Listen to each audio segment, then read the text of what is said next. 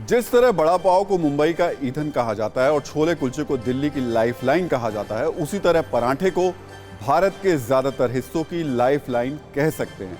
हर गली, हर चौक से लेकर बड़े बड़े रेस्टोरेंट और होटलों तक परांठों की डिमांड रहती है। वैसे तो परांठे पर अक्सर एक्स्ट्रा स्वाद के लिए मक्खन लगाया जाता है, लेकिन आज सत्ता में हम आपको बताएंगे कि किस तरह कुछ खास तरह के परांठों पर मक्खन की तरह अब टैक्स लगाया जा रहा है। आप भी शायद पराठे के शौकीन होंगे। आलू पराठा, गोभी पराठा, पनीर पराठा शौक से खाते होंगे, लेकिन अब ये पराठे आम नहीं रहे। ये पराठे खास हो गए हैं और बड़े बड़े नेता से लेकर मुख्यमंत्री तक पराठे पर ट्वीट कर रहे हैं। अब तक राजनीतिक पार्टियां सियासी रोटियां सेकती थी, अब भारतीय राजनीति में सियासी पराठे सेके जा रहे हैं। मामला गुजरात का है। गुजरात की appellate authority of advance ruling यानी AAAR ने फ्रोजन पराठे पर 18% GST लगा दिया है, जबकि रोटी पर सिर्फ 5% ही GST लगता है। पराठों के महंगा होने पर जबरदस्त हंगामा होने लगा है। फ्रोजन पराठे बनाने वाली कंपनियों ने इस फैसले पर ऐतराज जताया है, जबकि अथॉरिटी के अपने तर्क हैं। देखिए कंपनी के सवालों पर अपीलेट अथॉरिटी ने क्या जवाब दिया है। कंपनी ने कहा रोटी और पराठे में ज्यादा अंतर नहीं है। अथॉरिटी ने जवाब दिया रोटी और पराठे में काफी अंतर है। कंपनी ने कहा रोटी और पराठे बनाने की प्रक्रिया एक समान है। अथॉरिटी ने कहा पराठे में आटे के साथ आलू, मूली, प्याज, घी और नमक होता है। कंपनी ने कहा रोटी और पराठे का इस्तेमाल और उपभोग का तरीका एक जैसा है। अथॉरिटी ने कहा सादी रोटी को डायरेक्टली खाते हैं, पराठे को कुक करना पड़ता है। कंपनी ने कहा पराठे पर 5% ही GST लगना चाहिए। अथॉरिटी ने कहा रोटी पर 5% और पराठे पर 18% GST लगेगा। गुजरात में फ्रोजन पराठों के महंगा होने पर अब सियासी पराठे भी सेके जा रहे हैं। गुजरात में सियासी आसमान तलाश रहे केजरीवाल ने इस खबर पर सबसे पहले दिलचस्पी दिखाई। केजरीवाल ने कहा खाने पीने की चीजों पर तो अंग्रेजों ने भी टैक्स नहीं लगाया था।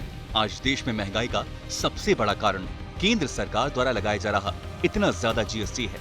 इसे कम करना चाहिए और लोगों को महंगाई से छुटकारा दिलवाना चाहिए। केजरीवाल के बाद यूपी कांग्रेस ने भी ट्वीट किया और रोटी हो या पराठा क्या फर्क पड़ता है, आटा तो गीला ही है और ये गीला करने के लिए जिसने पानी ज्यादा किया है उसकी आंखों का पानी भर चुका है, उसे कोई फर्क ही नहीं पड़ता। सियासी पराठों के बीच आम लोग भी ट्विटर पर मजे ले रहे हैं। एक ने ट्वीट किया लगता है मानव इतिहास की सर्वश्रेष्ठ अर्थशास्त्री निर्मला सीतारमण जी दिल्ली की मशहूर पराठा गली में घूम कर आई हैं। दूसरे यूजर ने लिखा 18% GST लगने से आप कम पराठे खाएंगे और आपका वेट कंट्रोल होगा। वहीं एक और यूजर ने लिखा सीधे सीधे सांस लेने पर ही GST लगा दो। वैसे टेस्टी पराठे पर GST वाली सत्ता का विश्लेषण बड़ा दिलचस्प है। भारत के लाखों घरों के किचन को हर सुबह खुशबू से भर देने वाला पराठा अब मक्खन मार के नहीं टैक्स मार के दिया जा रहा है। Bureau report, TV9 Bharatvarsh.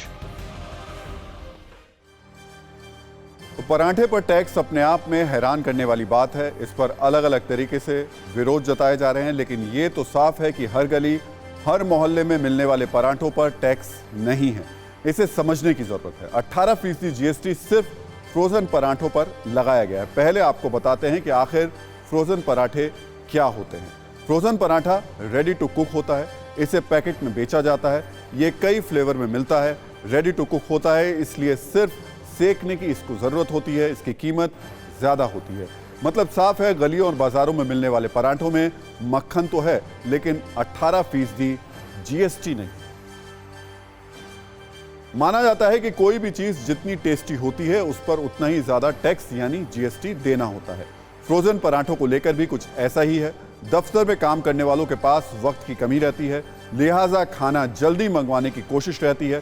Frozen paratha readymade होता है, ऐसे में इसे मंगवाना आसान रहता है। आपको एक आंकड़े के जरिए इसका तुलनात्मक विश्लेषण भी दिखा देते हैं। रोटी पर 5% GST है, घी पर 12% GST है। रोटी और घी दोनों को साथ रखें तो 17% GST होता है। वहीं इसकी तुलना में फ्रोजन पराठों पर रोटी और घी के मिक्स GST से भी 1% ज्यादा 18% टैक्स होता है।